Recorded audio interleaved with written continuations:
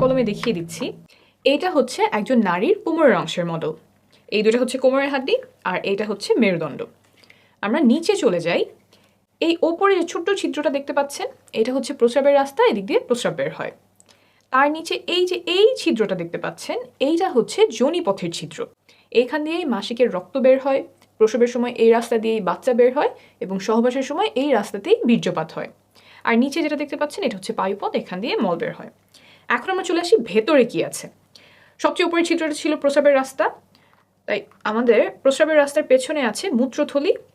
এখানে প্রস্রাব জমা থাকে, তারপর প্রস্রাবের রাস্তা দিয়ে বের হয়ে যায়।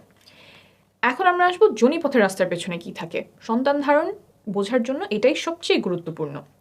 যোনিপথের পেছনে থাকে এই জিনিসটা, আস্তে আস্তে বোঝাই। এই যে দেখছেন ছিদ্রটা, এটাই হচ্ছে যোনিপথের ছিদ্র। এদিক দিয়েই রক্ত বের হয়, এদিক দিয়েই বীর্যপাত হয়, আবার এই রাস্তা দিয়েই বাচ্চা প্রসব হয়।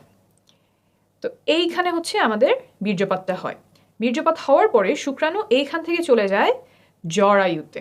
জরায়ুটা হচ্ছে এই জিনিসটা, এই যে এইটা হচ্ছে আমাদের জরায়ু। ভেতর থেকে কীরকম দেখা যায়, ভেতর থেকে এরকম দেখা যায়। আমি আরেকটা ভালো মডেলে এই যোনিপথ এবং জরায়ুটা দেখাচ্ছি। এই যে এটা একই, এই জায়গাটা, এইটা হচ্ছে আমাদের যোনিপথের ছিদ্র, এদিক দিয়ে মাসিকের রক্ত বের হবে। ভেতর থেকে যদি আসি তাহলে এই যে এইখানে আমার যোনিপথের ছিদ্র, এইটা হচ্ছে যোনিপথ, আর এই যে এইটা হচ্ছে আমাদের জরায়ু। সহবাসের সময় এই জায়গাটাতে বীর্যপাত হয়। এইখান থেকে শুক্রাণু জরায়ুর মুখ এই পর্যন্ত পৌঁছাতে লাগে মাত্র কয়েক সেকেন্ড। এখন অনেকে আমাকে প্রশ্ন করেন যে সহবাসের পরে কতক্ষণ চিত হয়ে শুয়ে থাকতে হবে, পা উঁচু করে কতক্ষণ রাখতে হবে, কোমরের নিচে কয়টা বালিশ দিতে হবে, বা শুনেছি অমুক অবস্থানে সহবাস করতে হবে, কিন্তু ওই অবস্থানটা আমার কষ্টদায়ক হয়। এই যে যতগুলো কাজ বললাম, এই কাজগুলোর কোনোটা গর্ভধারণে বা সন্তান ধারণে উপকার করে এমন কোনো প্রমাণ নেই। তাই এগুলোতে যদি আপনার কষ্ট হয় তাহলে এগুলো করার কোনো প্রয়োজন নাই। আপনার যদি ভালো লাগে তাহলে করতেই পারেন। তবে একটা কাজ আছে যেটা করলে গর্ভধারণে বা সন্তান ধারণে অনেক উপকার হয়, এটা প্রমাণিত। সেটা হলো সঠিক সময়ে সহবাস করা। সঠিক সময় বলতে এই যে এখানে যে বীর্যপাতটা হলো, তারপর শুক্রাণুর কিন্তু অনেক দূর পর্যন্ত যেতে হবে। শুধুমাত্র জরায়ুতে গেলেই হবে না, জরায়ুর পরেও আরও রাস্তা আছে, সেটা আমি দেখাচ্ছি। এই যোনিপথ পার হয়ে জরায়ু পার হয়ে নালী পর্যন্ত আসতে হয়। এই যে জরায়ুর দুই পাশে যে জিনিসটা দেখছেন, এইটাই ডিম্বাশয়। এইখানে ডিম্বাণু থাকে, তারপর ডিম ফুটে বের হয়ে নালীতে আসে। এইখানে এসে ডিম্বাণু শুক্রাণুর সাথে মিলিত হয়।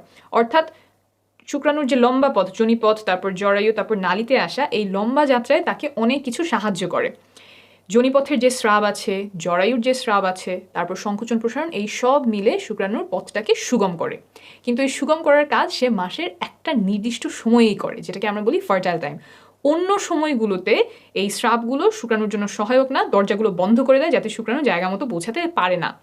তাই এই ফার্টাইল টাইম বা সঠিক সময়, সহবাসের সঠিক সময় জানাটা খুব গুরুত্বপূর্ণ। কিছু লক্ষণ আছে যা দেখে এই সময়টা খুব ভালোভাবে চিনতে পারা যায়। এটা নিয়ে আমি আলাদা একটা ভিডিও করেছি, আপনারা চাইলে দেখে নিতে